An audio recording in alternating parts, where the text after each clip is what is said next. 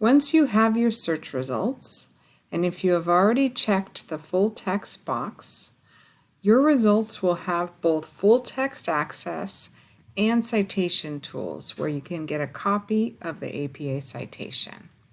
Here we are in CINAHL, and to get to the full text of this article, we would go over here on the left and look for full text. It will be either a PDF, an HTML, or maybe even both. On the right side, you have tools for printing, emailing, and citing your source. You can click here on Cite,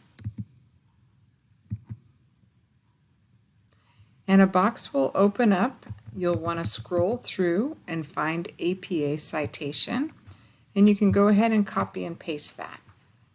You also can get your APA citation when you email yourself articles if you click on Citation Format and then select again the APA citation.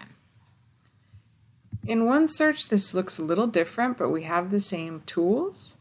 If we click on the title of the article, you'll see here it says full text availability, and you would click on this link to get to the full text. And here we have the link to get the citation. So I can click on Citation, and it will generate a citation for me. I want to make sure that I am in APA citation, which I am in this case. And remember, with the citation tools, these are a rough draft of the citation. They're usually pretty good. This one looks good, but you do want to double check it and make sure the formatting is correct.